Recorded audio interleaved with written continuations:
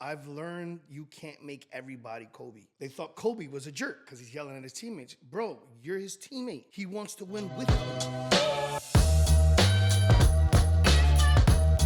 All right, welcome back, guys. We got a new episode today, and today we have one of my good buddies over here, Danny Amorim. Danny, thank you for coming, man. Pleasure, I man. really Pleasure for having appreciate me. it.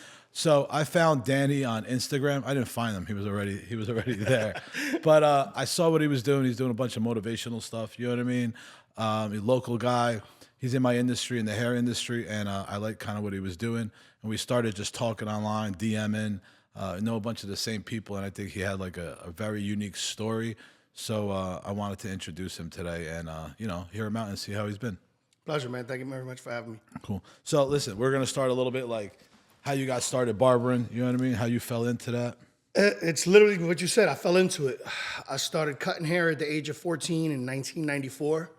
And that was from the era of graffiti, hip hop, sneakers. It just kind of all went together. Yeah. And at 14, I couldn't really afford a haircut that often. So I learned how to shape myself up. And then it went from shaping myself up to let me practice on you. And it went from practice to cutting guys in the neighborhood because now they wanted me to do it. And it just kind of happened. But it was a craft that I kept, but I always kept a job. Unfortunately, I lost my dad when I was 15. So it just made me get a job. I worked at Kmart. I worked at McDonald's. I did landscaping. I did construction. I was a waiter. You name it, I did it, bro. Like, I wasn't a lazy person. But I didn't know what my niche was, you know? Like, I knew how to do everything, but what was my passion? So, unfortunately, I just wasn't working out with work. I graduated high school June of 98. I was having problems with work over that summertime and almost went to the military. And my mom didn't really want me to go. And the barber that was cutting my hair was opening up a barber shop and didn't ask me, told me I was coming to work for him. And it just kind of happened, bro. 3 days later, I started working for him. I wasn't the best, but I was in there every day. I was there on time. I was reliable. I was hospitable. I was cool. And guys liked me. And I built a clientele from doing that. And thankfully, 3 years later, I opened up my first barber shop at the age of 21.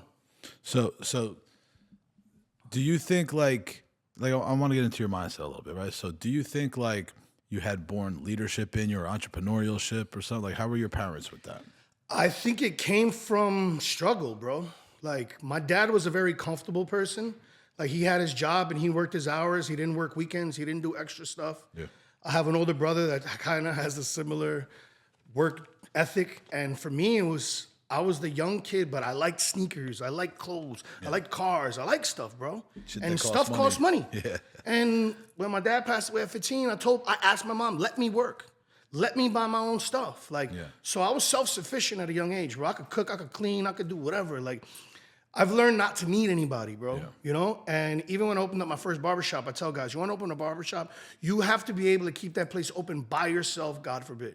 And I can. Like, my lights will stay on forever, no matter what, because I'm capable of doing that. And I had that mentality at a young age, and I still do, bro. Like, and I don't mind working, like I said. So it sounds like, and correct me if I'm wrong, like you have that survivability aspect, right? Do you think it has to do a little bit with your dad passing away 100%, too? yeah, Like you don't want to rely, not like disappointed, but like you relied on your parents, right? Now he's not here. It's like, all right, I don't want to be put in that situation ever again. And I don't want to put my kids through that situation, you know? Like, that happened to me at 15. My son now is 21.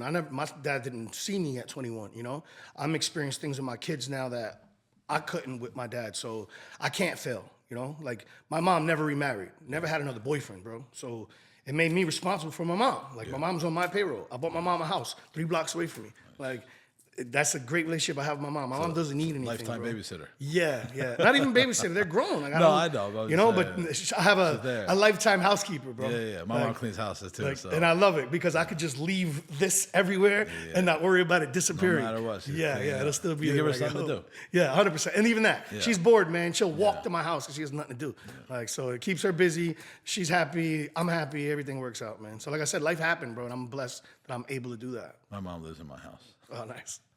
After COVID, I brought her there, and it was just for a little while. My dad ended up passing away while he was there, and she just stayed. And that's the same thing work-wise. You know what I mean? She don't want to stop. You know what I mean? I know I get that from her, where it's like she doesn't want to stop. She wants to keep busy and everything, but it's very, it's admirable. And then we could help them is something totally you know Right, what I mean? 100%. Like you can't even put a price on it. All right, so cool. You open up a shop. You know what I mean? You start working, and you know, it must have just been like success from the rip. I can't say it was. I'm a numbers guy. and the numbers made sense from the beginning. Yeah. You know, like I had a small place, 4 chairs, terrible parking, but it was mine. Yeah. Like number one, it was mine. Like number two, I had a barber that started working with me from day one. He was already paying the rent. The money I used to pay my old barbershop owner, the bills were less than what I used to pay him. Yeah. And I still disciplined myself every month to put that rent away because I was so used to it. So between his rent and my rent, I was already making money at the end of the month from day one. Hired another barber 2 months later, and the rest is history. I've been continuing to make money off of the shops ever since then. So, like, I've had these conversations, and we'll probably get into it later with the salon suite stuff. And I get it if you want to be independent, but for me, it was more of I'm opening up a business so the business can hopefully kind of run itself, but be self-sufficient to pay for itself in the minimum, let alone you as the owner shouldn't have to come out of pocket if you're building this. You know what I mean? Like, it should pay for itself, and then it should be lucrative and you're making money off it. That's the total goal. But worst case scenario, it should be paying for itself. Other than now, you got a salon suite and you got to give somebody $350 for a room with no windows, bro.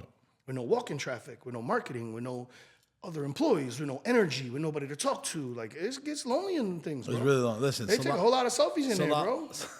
They do. And they post a lot of openings. Yeah. Listen. And they became content creators because they're bored. Yeah, look, salon suites have a place. It's that transition place. This is just my 2 cents, right? Actually, it's my experience from a lot of stylists that went there. It's like that transition. Like, cool. I can't deal with the discipline, the rules, whatever the requirements are. I want that freedom. I want to keep 100% of my fucking money, right? Which nobody does, and you know, and sometimes they also utilize that before they open up their own spot, right? So what happens is they usually go there. And 9 out of 10 times, they stay there a year or two and either open up their own spot or they go to another salon. It's not very sustainable, especially how it's priced and everything. And like you said, more than anything, like there's no energy in there. There's no culture. No. Your clients, after a while, like they go, like you got to be phenomenal. The intimacy with the client and your own space and the quietness is cool for so long, bro. Like, I'm used to being around barbers since I started cutting hair in '98. I like having people around. I like conversations. I'm a talkative person.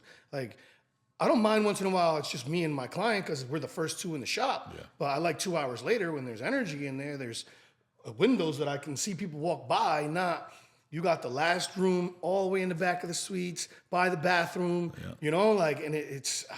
the walk of shame. Yeah, I can't do it, man. Like, it's not for me, bro. Listen, I don't think salon suites in general make money either. Like, there's a numbers thing.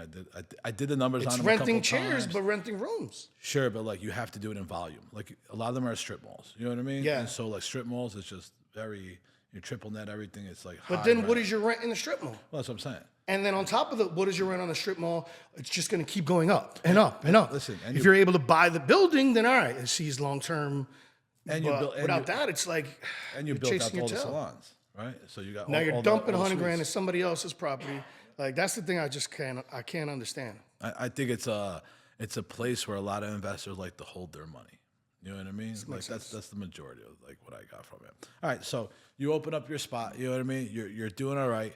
Cool. How do you get these leadership skills? You know what I mean? I hear you talking now. I see some of your reels. I see some of your videos and everything. Listen, I know you're a hustler, right? Yeah. I think everybody understands that, right? Like we get it. You know how to make money. It's different from making money to leading people, right? Where did you find that?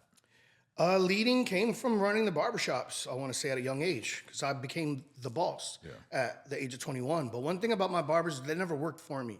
They always worked with me. Yeah, I say the same thing. But I tell them all the time, just do your job. Yeah. Don't make me do mine, because the day I got to do mine, you're not going to like the way I do mine, and you're going to feel some type of way. Listen, at the end of the day, I'm not carrying myself like I'm the boss, but I do own this. Yeah. And I have to run it a certain way, and I need you to run with me a certain way for this to keep running that way. And if I got to ask you once, twice, 3 times, the 4th time you're going to hear me, and you're going to like the way I tell you, and that's when things get addressed. And dealing with grown men, it's not easy. And at times, I had employees that were older than me, and I still have to reprimand them. But this is my place and my investment and my sacrifice, bro. And I'll be goddamn, I'm going to lose it for somebody else. So if I got to scream at you, I'm gonna, bro. And I learned that from dealing with so many personalities for the last 23 years. And then it went from being behind the chair and also dealing with clients. You're dealing with 16, 18, 20 people a day, bro. Yeah.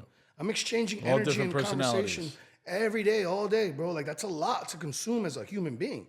So even myself, when I leave work, I try to find a quiet restaurant to eat by myself. Yeah. I try to find the quietest place to sit in the corner and not speak it to off. me.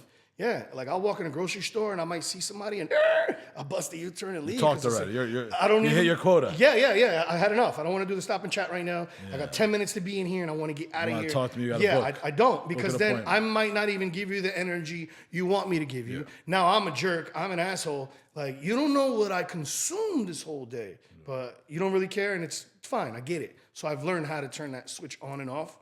But being in classrooms and being in schools and like these people look up to us. You know what I mean? Well, So let me interject, right? First, I deal with women. I know you say grown men. I think women. I might got you on that one. You know what I mean? I worked as a carpenter first, and as a foreman, and you know what I mean. Talking to guys, women they speak all different languages. Yeah, out true. there, right? But all right, so but women listen, bro. Men don't. what like, fucking women are you talking to? I don't know. We can get into that. And they all got 4 different personalities each one, and depending on what day, you know what I mean? But listen, it's an art. It is, right? So like you have to develop that skill. I don't want it to be easy because then everybody's going to be able to do my job. So like, cool. With that being said, but you got into education, and before you got there, there's a switch right there. It's different talking to guys that work for you. It's different. It's different talking to people that are at a school, that are at a conference, a convention, at a seminar. Like you can't yell at them and tell them what to do. First, Right, there's right. nothing for them to do. So, and I think there's a different type of leadership and like, you know what I mean? Like motivation and inspiration, right? So tell me a little bit how you fell into education too. I don't want to like brush by that. Being a barber, I've learned how to be a chameleon, where I can't be and give the same energy in every room I'm in, if that makes sense. Yeah. And you know, you have to adapt to wherever you're at. It's like being a DJ. You got to know what type of music to play. When I'm in the barbershop, certain clients walk in, I change the music, I change the aura, I change the energy. I try to adapt to what people are in the room. So for me being a shop owner, it was a certain energy and a certain motivation and a certain work ethic I had to train my guys and discipline my guys to be great. That's all I really want y'all to be. You know, when I'm yelling you to be here on time and literally yelling you to stay here because there's money here, all I'm doing is helping you make more money.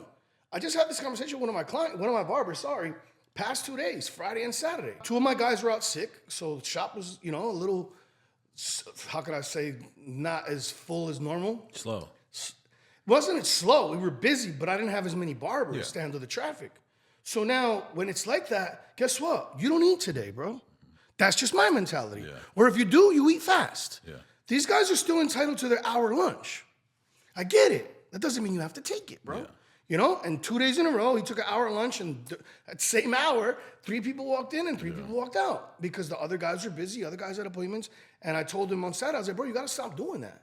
Like, we literally have 2 guys that are out sick.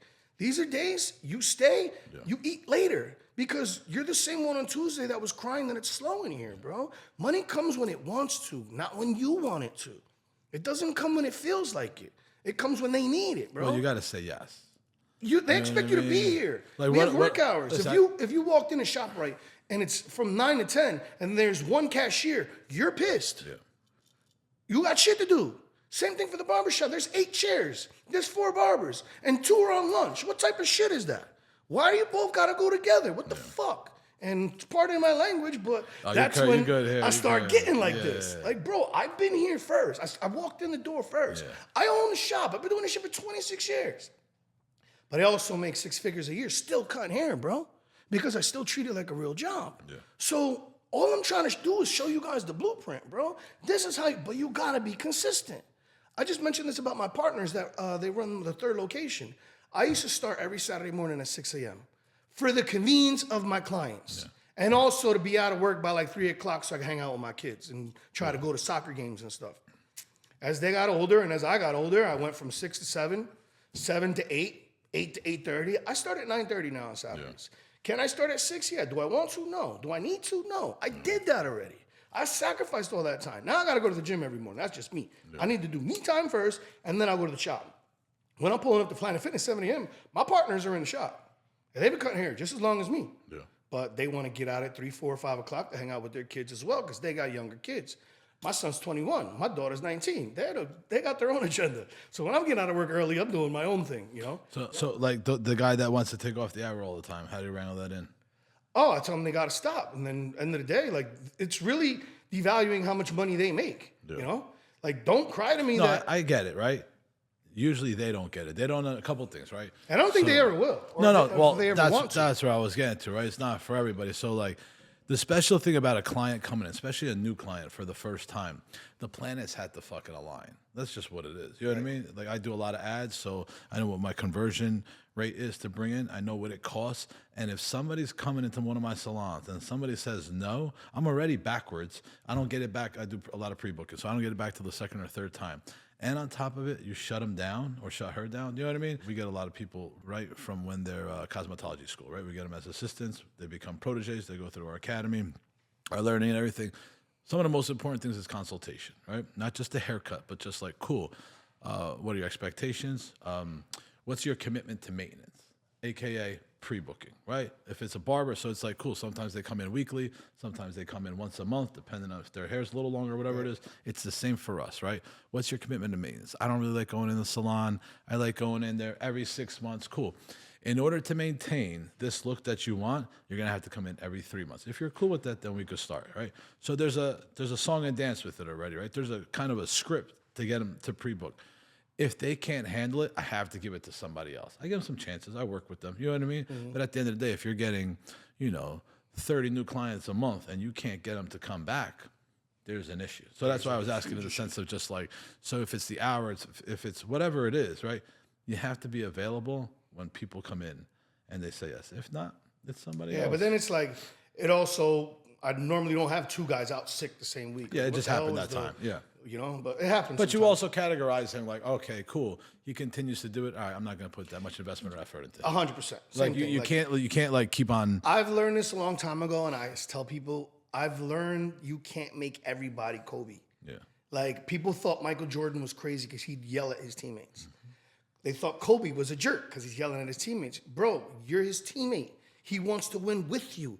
If we win together, we win the championship together. Like, you're not understanding that. Like, I see your capabilities. I know you're great, but I'm the only one in the gym at 5 a.m. You're not.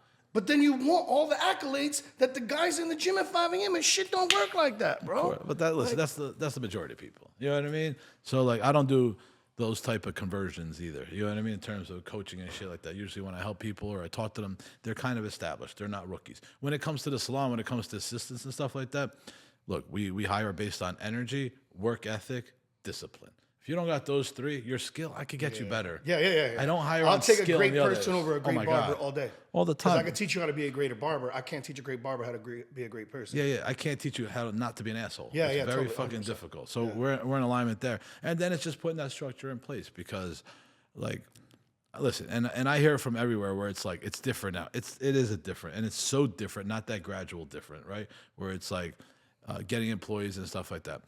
We focus on branding. We focus on our Instagram. We focus on the culture part of it. But I don't let them run the show. If that makes sense. Right. Because there's a lot of salons out there, barbers, everything. They're like stylist friendly. Do you know what I mean? Meaning like the monkeys run the fucking zoo, right? And like that doesn't happen. Is there a little bit of leeway? Do I try to make it accommodating for them? Absolutely. But once you give leverage to them, it's over. Yeah. I've seen them. They start leaving early. They start taking longer lunches.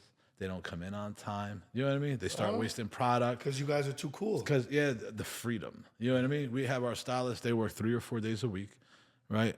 They work their shift. It ends up being close to 40 hours. Every 2 weeks, it ends up being close to 80 hours. So they work 3 days one week, 4 days another week. If they want more, like, cool, it is what it is. But I don't want to burn them out. Right. And they become a lot more solid and a lot more booked because there's a sense of urgency. Like, you can only get them 3 days a week. Yeah. They're not available 5 days a week. So we shortened the time frame on that. That's me. Like, I used to work 5 days a week. Then I went down to 4 days a week. Whenever I do 3, sometimes even 2, I'll make more money in 2 days than I'll make in 4 because it's that whole. But for me, I just need my presence at the shop. No, it's different, of course. So I like being there. Yeah. Like, I don't need to be there, but I like to be there. Have you ever found like your second in command? They run my first and third locations. Oh, cool. But it's been hard to find someone else like that. Yeah. Like, I got one of my barbers now that works for me, and love the guy, awesome. And lately, he's been like asking me a lot of questions about when do you know you're ready? When is this? When is that? So I see him. He's giving like, you the yeah, I see. That's good though. But then I told him too. I was like, bro, you got to understand. You have to be mentally, financially, physically. Like, I don't like. I think a lot of people, dealers open up another barbershop. All right, what am I getting from you besides money? Yeah. I got money. I got credit. Like I don't need any of that. I can build anything out myself. I don't need a partner financially. Yeah. I need you physically. Time. I need you to be able to be the manager or be able to run the shop. I can't be everywhere, bro. Time. I have 3 locations and I'm only at one. I don't pop up at the other 2. I don't reprimand anybody anywhere else. No, they have bosses, they have managers. They deal with that. I used to do all that years ago and it was driving me insane. No, they all and start I sucking. stopped. Yeah. So that micromanaging shit I don't do anymore. I let everybody be their own person. learned I it. run my own and I handle that. But my thing is, like I said, when I've had barbers that left me to open up other shops, it was more of they opened it to compete with me other than to grow with me. Yeah. And I wish we would have been able to sit down and like, yo, D, let's open up another one. But And maybe another one. maybe that's the best thing that happened. And yeah, life happens, bro. But And I'm, life I'm is saying always like happened to me. sometimes it's not meant to be, and in a good way. It just sometimes it's like right in front of your face. It's Yeah. happened to me. Yeah. It's not if, it's when. Yeah. You know what I mean? And then you start getting used to it, and you're like, all right, cool. And then you just have to adjust and figure out. Have you ever thought about getting outside people into your organization in terms of just like leadership? Not so much because I don't know how much it can benefit me. Where I do a lot of independent stuff, and truthfully, I make more independently than I do in my shops. But in terms of buying back your time, like is it worth it in order to scale and everything too? Because eventually, if you're gonna go, and we'll get into if you're gonna go a little bit of a different route or double down on a route you're going already, you know what I mean? Time is the only variable where you can't get more. of. Yeah. So, So that, something has to give. the only way I'd do that is, like I said, I'd be away from my chair a little more, even though I still like being behind my chair. So I would take that 4 days and turn it down to 2. And that one guy that's been asking me, we can have the conversation. It's either now me and him work out an agreement, and then he can But pretty what, much if, be but my what if he manager. doesn't work out? Are you gonna just be stuck 4 days behind the chair? And I'm not saying that in a fucked up way, right? Same with my shit. I'd rather grow from within. But like you said, I hit a glass ceiling after a while. First, they don't come quick enough as I want to scale. Right? That's just what it is. Second, they're all not home runs.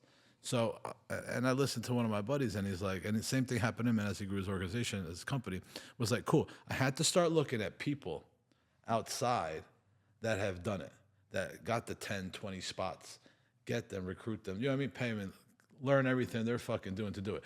You were saying basketball before. So if you're the Knicks, right? I don't watch sports too much, so I'll probably fuck this up. If you're the Knicks, right, and you want to win a championship, who are you going to go get? Right now, Yeah. If you want a ring. if you want a ring, LeBron's always a go-to, but he's not the only go-to, you know? But I get it. But even that, You're not getting a rookie, though. of course not. All right. And is LeBron free? No. He's real expensive, right? Totally. But what are you gonna get? You're gonna write a check for speed. You know what I mean? I'm just trying to make the analogy of that. It's not exact. I get it, right? But it's like it made me just start thinking differently and looking at things differently, not inside because you're still like this. You know what I mean? In order to grow in whatever aspect, whether it's a barbershop, whether it's education or some shit like that, you gotta start. I'm gonna give you my experience. I started to do that, and I started to like pay for that shit. And it's tough at first because you don't get that return right away, and you don't know if you're getting a return. You're like, is this motherfucker full of shit? Is this, you know what I mean? Just because he says this, you start doing all that shit, and you do hit some busts once in a while. You got to keep going. You got to keep pushing. You got to see it because my director of operations right now started me. She's fucking great. That's like, I don't use the word loyalty. She just believes we're in alignment. You know what I mean? Loyalty, I think, is like a trap word, right? It's like you're loyal. Like, nah. Like, I fuck with you because you're cool. Once you're not cool, I'm not loyal. Like, it is what it is. Yeah. So she's in alignment. But she's here based on, like, her speed and education. If I'm going to rock out and wait with her, it's going to be tough. We're going to have a lot of lessons that we don't necessarily need. Or not replace her, but do I bring somebody else in? And that's where I'm at, right? Just based on some of the salons that I have that has that, and it's gotten to the 10. I got 7 salons. That's gotten to the 10. That's gotten to the 20. Because I've been there before, and then my leadership gets spread out. They start going one-to-one. So my question to Water you is, down. what makes you want to keep opening up more? They do well. I'm scaling. I have all my systems in place right now. Nice. I do so recruiting. I do really well. Education. So I don't have a lack of employees. I have a lack of leadership. That's my issue. My clients, I have it dialed in terms of marketing and advertising. Right. I make the adjustments. I'm on top of that all the time.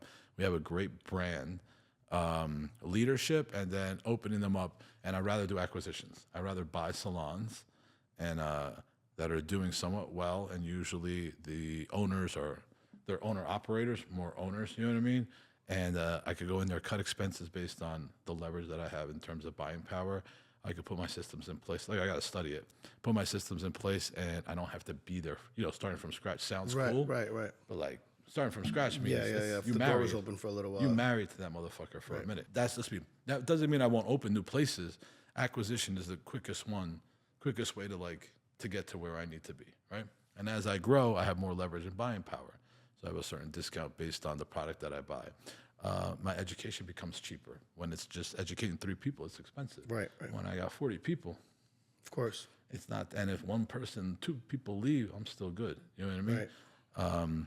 All my marketing becomes cheaper just because I have more and more, et cetera. Sometimes it's almost beneficial. You'll see franchises do that in other places. They open up places just to control the market too. Right. Of course. Right. So like in northern New as well Jersey, compete with yourself. nobody has more salons than me, right? And I have one in Miami. So you start setting the price, like, and I'm more on the luxury side, right? So once you start doing those things, you start controlling that whole dynamic in the market, and then people wanna work for you. But that's my bottleneck, leadership. So I had 8 salons before, 8 or 9 salons. I had a partner. Last year, me and my partner split ways. Just wasn't working out. I needed him as an operator. That's why we came together. No longer an operator. So I had to close one. He took his original one, which was cool. I want to make sure he was good. And now I had to go in all by myself and restructure the whole fucking thing, right? And it's like, how do I do it? That's when I went in and I was like, all right, cool. I'm going to take back leverage. I'm not going to be taken hostage anymore, right? Like, I don't yell or no shit like that. But I'm like, usually somebody says something like, yeah, that's not happening. And they understand, right? I don't got to raise my voice. I brought in key people that were like with me and gave them, they didn't do it maliciously, but sometimes they would be like, hey, what happens? Like, you got to talk to Phil. It's like, no, you got to answer that question, be responsible, because that just says that you're not a leader. Right. Went in there, did all that, crunched my fucking numbers, did fucking excellent. Like, killed this last year. Now I could grow again. But the leadership part is still, you know, it's the tough. Listen, bringing outside people, of course you're going to have the trust part, but if you do your due diligence, if you interview them constantly, right, and you understand. Except this is the thing where you're not going to just learn it by experience. Like, how do you get somebody great? How do you make sure they stay on for a while without giving away the whole fucking cow? Right. So like vested equity. So it's like one of the things is year 1, you get 1%. Year 2, 2%. Year 3, 3%. You can't cash out. After 4 years, it's vested, but you have to stay 10. You see? So like, cool. If you don't, then they all come back to me, and like, that's what it is. That's one option. Because you want them to have a little equity in there. Right, You want right. them to have like, listen, if there's They an have something to lose. if there's an exit strategy, right? Because I plan for an exit strategy. There's something to lose. Doesn't mean I will. If you don't give them anything to lose, then they're never gonna treat it like their baby, because it's not. like it's theirs. It's yours. A paycheck only goes so far. It's yours to lose, not theirs to lose. Bonuses, stuff like that. So that's where I do. You know, I have a coach, right, and I do a lot of business seminars and shit like that, so I can learn that shit. Like, I have my glass ceiling. Like it was like 2 years ago, and it was like boom, stuck here. You know what I mean? And it's like, how come I'm doing this? So what happened is, I went vertical really quick. Bought a bunch of salons, opened up other ones, not horizontal. So my shit was fucking like this. Like, it was tall. Like, look at me, I got fucking 9 salons. I was like, I almost got 10. But right? are you making money? But some of them were, right? The majority, but it was shaky. One fucking little piece of wind, you know what I mean? Like one little poof, and it was fucking down. So I had to like restructure. I was cool with closing. I don't have a problem with that. And now I'm like solid. Now I'm ready again. But again, leadership is always. And like I said, that's the hardest part. I got guys that got money and want to open up a barbershop, but I need the guy. I don't need money. I don't need the money. I don't need money. The person's gonna run the I shop. need time, and I need a problem solver. I don't need, hey, I'm just letting you know the toilets. I'm like, the fuck you calling me? They're girls that work for me, right? Majority. And she don't even call me. She calls the plumber. I have a plumber on retainer, right? They don't call the electrician. I was in London the other day, and the fire alarms I hear calling off. And she's calling me, and I'm just like, you got one job. I'm like, just don't panic, and don't let nobody else panic. Like, go to the breakers, turn it off. Oh, yeah, I'll watch her through it. And then she was like, I don't even know why I called you. But she called me for that. You know what I mean? Like the assertiveness, the security, that's kind of what I do for these people, right? I make sure I walk them through it. And then it's just like small stuff like that I get cool. But they're getting so used to not calling me. We have our meetings Mondays, so that's where I came from before. We do our numbers, everything. Cool. what meetings we have to have, what discussions, what one-on-ones. One of them was like, cool, I have to talk to this person, but hey, can you talk to her? And I was like, no, that's not a good idea. She's like, why? I'm like, you need to have the conversation. I'm like, and she's new. I'm like, you're going to learn it. I'll help you. Let's do a strategy before. Hit me up. Listen, what do I say? What do I do? Cool. It should go like this. And even if it's not, it's going to be successful, but even if it's not going to go the way you want. Right. Even if it's not like that, that's how you're going to learn. That's how you're going to get better. So as they do more of that, what happens? I buy back my time. That don't mean I chill. Yeah, Like we don't chill. You know what I mean? We There's just less stress. we go. Right. So, but that's the fun part too. You know what I mean? My mentality had to change for that too. So like I live in abundance, right? There's no scarcity. The money's already out there. It's already made. I just got to go figure out how to fucking get it. It's you know who Dan Martell is? No, I can't. Great book. Buy Back Your Time. Fucking phenomenal. Because it just puts in perspective lots of things we think is time, but it's not. You know what I mean? And it allowed me to be more efficient. It allowed me to double down, right? A lot of time was wasted during the day. Even now, I could still be a lot more. You know what I mean? And that's the whole thing. Sometimes we're too hard on ourselves at times. Where one of my barbers like, D, you can't sit still if you wanted to. I said, no. I feel like if I'm sitting still, if I'm home on the couch not doing anything, something's wrong. You're not being productive. Yeah, like how dare I sit here and watch Netflix back to back? Like, Yeah, I don't watch sports. I don't watch wrong with TV. I don't watch none of that shit. I watch TV at night sometimes to just bring myself No, that's me. down. I'll put the History Channel, And it starts and to in watch 5 me. minutes, I'm Yeah, just it's there. I'm watching just me. like, I'm out. You know what I mean? I'm like, Hitler did what? But it takes me a week to watch like one episode of something. Like, because I just can't see myself doing it. But it's like, how? Like, how do you find the time? Like, to just do nothing. Yeah. Or just call out sick. Like, what do you mean? Like, I got a head cold. You mean you got a head cold?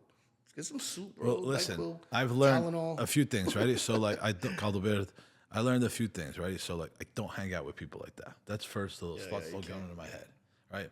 The second is, like, talking to my buddy Eric, and we were chilling somewhere, and he's like, you know what day I struggle? He's super successful. You know what day I struggle with? And I'm like, what? He's like, Sundays. I'm like, me too. He's like, bro, I just can't take it. He's like, what do you mean people are off? Like, I got all these ideas in my head, and I'm just going, and especially it's Sunday because I'm not like emailing and this and this and that. He's like, I start calling my fucking staff like, yo, I need you. They're like, it's Sunday. Like, I don't give a fuck.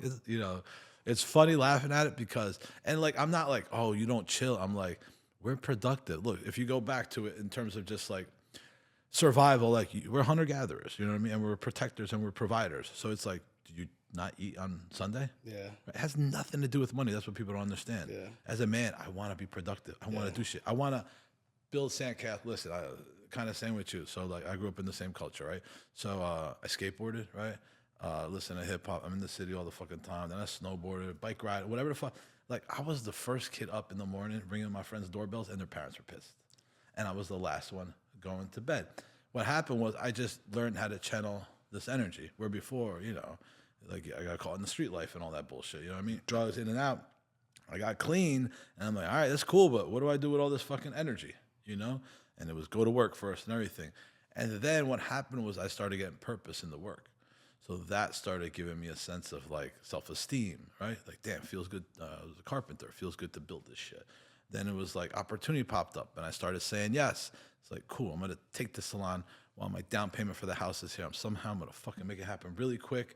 She better start fucking working, get it back. Hopefully I close on time. Then I was like, wow, if I went through that, what else? I've learned to get rid of a lot of my old beliefs where you can only go this far, right? Or like, I'm doing pretty good. And then it's like, in comparison to what, right? So now I'm just like the onion. I'm just getting like, all right, PJ's not that hard. You know what I mean? It's like, I'm tired of flying. Like when I was at the airport, nothing happened, but I'm like, yeah, that's some bullshit. You know what I mean? So now I got to reverse engineer. How do I get to PJ? What do I got to do? Like my mind is just like, somehow somebody fucked up and gave me a whiteboard. I'm just like, number driven. You know what I mean? Right. I love problem solving. Now my thing is like going to find that problem that's really fucking big, in which I know nothing about. How do I detangle that? How do I bring value? How do I figure it out? And that's where I have fucking fun. So like Sunday, listen, I love hanging out with my kids. I chill with my kids. I give them experiences as opposed to,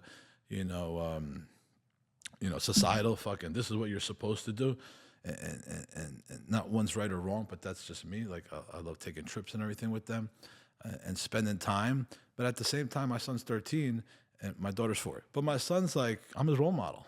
Like, I got to do good. Yeah. You know what I mean? Like, Failure's not an option. the man. people he's surrounded with too, like, yo, the questions, he's into cars. He spec my cars out, everything. He knows most of these people than me.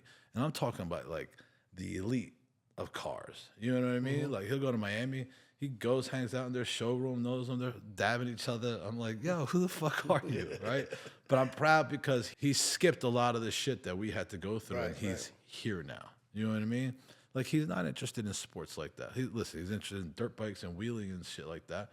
That's his thing. But people sometimes think that you sacrifice family and shit like that. It's not. It's seasonal. When it's what is it when it's the holidays? You taking days off? No, hell no. Why? It's like opening the boardwalk down the shore. Yo, June, July, August. There's no days off, right? You got to get it. And it's the same with all that. So Like Christmas Eve I work, New Year's Eve I work, Same. every fucking year. Like, you work those days? Yes, but I take a whole week off after New Year's Day. Yeah, we close after. Like, yeah, because it doesn't make sense. Everybody already came Christmas and New Year's. Like, I know how the business works. The business works like this every single year. It doesn't Don't change. change. So Absolutely not. I understand. And then even you're going away. Like, yeah, I go away every year. Yeah. Nothing has changed, bro. Like, I run the business the same way because I already know all you guys came, and this is the quietest week of the year, let alone the quietest month. And instead of me staring at all my barbers, I go away and recharge myself. Well, once I changed my time frame, my measuring of time. So it used to be like, hey, Sunday through Saturday. That's a week, right? Weekends off type shit, whatever. Or in the hair industry, Sunday, Mondays off, right? Once I changed everything to, I look at it longer than that, seasonal. And not like winter, fall, spring, and summer. But like sometimes it's a year season. Like, I gotta open up this new place and it's a year grind. You know what I mean? That's a season.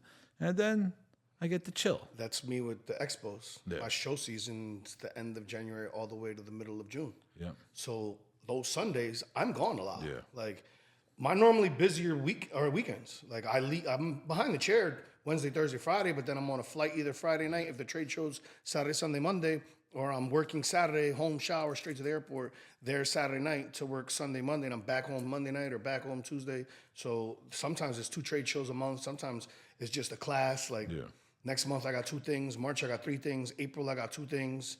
May I got 3 things. June I got 2 things. Like, and this is just like, even my barber's like, do you remember that? I do.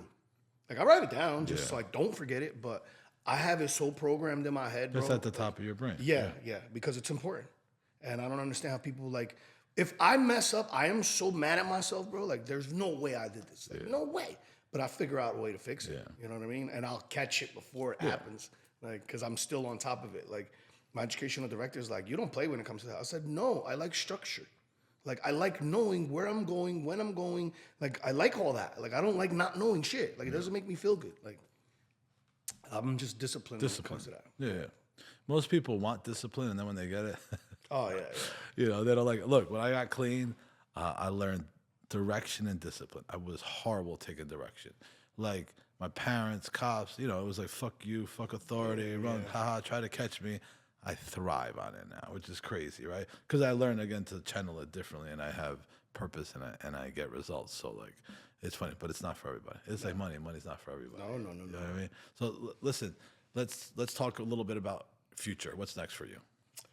I'm gonna be real, man. I've been kind of coasting, so that's one of the things I kind of wanted to speak to you too. Like, if I'm around anybody that I know, it's like I'm doing a lot, Yeah. and then I feel like I'm not doing enough. You're not. You know? You're not doing enough. Yeah, I'm not doing enough. And I'm then- not doing enough. Just to Yeah, clarify nobody's that. ever doing enough. But then it's like, how big is your?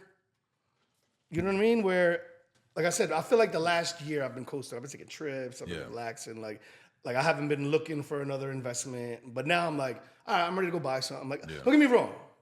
I feel like when you look, you don't find it. You know? So I haven't really been looking to open a business where my first shop, it kind of fell in my lap. Then I outgrew it. I opened up another location. It's still there. My shop that I work in now, like the guy was selling the building. It just happened.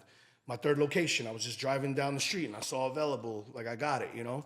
When it came to getting into education, it was more of, I wanted to be a celebrity barber. Yeah. And I reached out to a guy on Facebook that was part of Lady Gaga's band. And he's like, why don't you get an education? I'm like, me teach? Like, I'm not a teacher, bro. I cut hair, you know? He said, bro, there's a lot of money in education. And I work for the Andis Clipper Company. I had no idea. Yeah. Like, oh, shit. Like, all right. So Andis is like the Nike brand to me. Yeah, of like, I'm a course. big sneaker dude. So he's like, bro, you might want to try to get into that. I was like, all right, let's see what happens. So he had a class in Red Bank, and he asked me to come. And I'll never forget, I showed up, I had a white polo tee, True Religion jeans, and yellow Timbs on. I had my graffiti composition book with me to take notes down. This is 2011. Let everybody know where you're from. Yeah, but it was just, that was me. Yeah, you of know? course, yeah. And I walked in, he was already teaching the class. I sit in the back of the class, and he's talking to them, sitting there for about an hour and a half. And all of a sudden, he's mentioning me. And I hear him talking about me. And I'm like, I hope this fucking guy doesn't ask me to come up there and speak. You know, I've never really spoken in front of a crowd. Yeah. And sure enough, he did. And I'm up there, and I just organically said my story, bro. I wasn't up there sugarcoating anything. I wasn't up there trying to You're be something I'm transparent. not. Yeah, like, here you go. This is who I am. And they gravitated well to me. And he had another class the following week in Kenilworth. He said, bro, you should come to this one too. All right, I came, dressed differently, a little more prepared, you know, and did it again, spoke a little longer. And then I started going to trade shows on my own, bro, and shaking hands, kissing babies, playing a role. Then I built the education portfolio, started going to salons. Yeah. And years ago, there was no barber schools. There was no barber curriculum. No. So now you own a salon with a bunch of women that can't cut men's hair. Yeah. So I would come in there and teach y'all, you know? And that's how I built my portfolio. And 2 years later, I started working for the Clipper Company. And then that turned into working for a product company. That turned into, now I work for the Expos. So it just kind of happened, bro. You know? So I'm still working for 3 different brands. I work for Barber Strong as well. We make all the barber apparel. So when the phone rings, I pick up, you know? Whether if it's one of the companies or You say yes. independent. Yeah. So even years ago, we started a tour. It was called the Exotics Hair Battle Tour. It was a barber sneaker battle. And it was just something that organically happened, you know? Yeah. I competed in a barber battle in New York. Didn't like the way it went. I didn't like the way he ran it. It felt like it was super unorganized. And he kind of burned me with my category and the time I was on. So I said, you know what? Shame on you. You put the fire in my back. Now I'm going to create this. So I did an East Coast barber sneaker battle in Jersey. I had a couple like well-known barbers that were my celebrity judges. And we were all like regular Joes, like Jay Major. He was one of my celebrity judges that weekend too. It was Jay, Curtis Smith, G Wills, my man Kenny Duncan. And it was a vibe. Like women were there, men were there. Like it wasn't just a bunch of dudes cutting hair. Yeah. And Kurt was like, yo, D, bro, like I really like this idea and I'm thinking about making a tour out of this. Like if we do it, would you mind being a part of it? And if you don't, would you mind if I run with it? I'd be goddamn, you're gonna run with it, bro. Like this is my idea. It's my concept. Like nobody could do the sneaker thing. It's my idea, bro. Like you could find barbers, but you can't find anybody in the sneaker culture. So we started doing that. We did 92 cities in 7.5 years. Shit. So that got me into hosting. Yeah. So I was never a show host, but I became one, you know? And then we would do educational seminars in the morning. So I would always do a barbering class, but it was 4 or 5 barbers teaching you how to cut hair. So I said, Kurt, I'm gonna stop cutting hair and let me do a business class for the guys. And he's like, what do you mean? I was like, bro, let me just say my story, bro. Like, trust me, it'll be more inspiring and more motivational for that room than me teaching them how to do a beard. You learn a haircut anywhere or beard anywhere. Anyway, and you got 4 guys behind me that are doing people that. way better than you. So that's how I got into the motivational speaking and the business and then it went from small rooms to big rooms to now I'm actually in the process of writing a book called Are You a Success Addict? Because I was doing a business class and it's my 10 PowerPoints of what it takes to be a success addict. I actually posted one this morning and I would have people in my classes that weren't barbers. They're like, bro, I got so much out of this because you don't got to be a barber to be a success addict. You just have to be addicted to wanting to be successful. And no matter what occupation you got to go hard at it, bro. Yeah. Like there's somebody in your era, there's somebody in your trade that is great. Follow them, pay attention to them, listen to them, watch them, ask them questions, bro. Like whether you're a plumber, carpenter, I don't give a shit what you are. There's people that are financially stable and have figured it out with something that they truly love. You get garbage pickup where you live, right? Totally. Okay. You ever see like when they're in the back of the truck? Once in a while, there's this one guy. He's singing, and he likes his job. He's picking up garbage. Yeah. He's like, you know, you could put him anywhere, and he'll be the same. Yeah. Right. Energy. That's the fucking key, right? Yeah. No matter what goes in front of you, you do it. He's passionate about his job. That wasn't. I'm sure picking up garbage wasn't his fucking passion. You know what I mean? Like a lot of people get like mixed up in that shit. You know what I mean? Like whatever you do. Do a great fucking job. Go above and beyond. It will be your passion because it will reward you. Totally. That's where it is. Totally. You lit up when you talked about education. You see, that's what I'm saying. That's my thing, bro. Like I truly like being in front of rooms, speaking to people. Like I could teach you how to cut hair. I could teach you about product knowledge. I could teach you how to make more money. Like so, there's really not. Like, there's times I walk into a room and I don't know what I'm going to talk about. Most of the time, that's me. I walk in the room I'm like and 2 minutes before. I'm like, I start. asking questions, introducing myself, and I feed. You start engaging. Yeah. Once I engage, I can see the energy in the room, you get and I'm the like, vibe all right, back. I was gonna go this route, but I think I'm gonna go this route. And it's learning how to read a room, bro. It's like I said, you're a DJ. If you're playing hip hop in the wrong room, it's like scratching a chalkboard, bro. You know, so you can't play certain things everywhere, and you can't be. That's why you got to be a chameleon, no matter what you do. So I learned how to be a chameleon as a barber, and then it just enhanced in everything that I touched. So what's next? I don't really know. Like I feel like I have a lot of bases with being a barber that surpass just being a barber. You know, so I'm investing in some real estate too. So I'm really looking into. They say invest in what you love. So I want to buy like Airbnbs and all the locations I like to travel to. You know what I mean? Just give me You a gotta be excuse. careful with that because then you just buy shit where you want to go. You know what I Yeah, mean? and I just met a guy in Costa Rica, and he's like, "Yeah, I did that 2 years ago." He was like, "My problem is I'm here every 6 weeks. Yeah, that's what so how to happens, make any exactly, money." yeah. I wouldn't be as compulsive as this guy because I don't have that time. He's a little older than me, but I look at it like when I am that age, I want to be able to do that and let these things pay for themselves, and I'm just able to just bounce around and enjoy myself, you know. But for me, it's like I'm gonna be real. I don't want to open up 7 more barbershops. Yeah. Like I've been in business for 23 years. I've been behind my chair for 26. I'm 44. I'll be 45 this year. Like I kind of feel like I want to coast already, bro. I don't know if I should. You know what I mean? But Gotta be careful with coasting. Passion, purpose, who you are. You know what I mean? It catches up after. I'm not saying like don't get me wrong. My thing is I'm cool where I'm at because I'm still busy. Yeah. Like, can I get busier? Yeah. well, it's Do not, I want but to? it's not about getting busier, right? And like just because that's my projection for what I want to do doesn't mean it's yours. You know what I mean? But like whatever it is, the one thing is this momentum, right? Like I heard somebody saying it today. Like, you ever get your car stuck in the snow or in some mud? I posted Right? it. Oh, you posted. was There on you my go. story. All right, Yeah, so yeah. there you go. Momentum. Yeah, Right? yeah. I saw somebody post I it today. posted Right? that this morning. You got to keep fucking pushing. What happens if you stop? You got to start, and it's tough. hard to get that especially when momentum it goes twice. like this. Yeah. If It's you hard don't to get the hit the momentum fucking twice. gas, Yeah. you're like, fuck, I got to do this Yeah. shit again, right? That's the thing.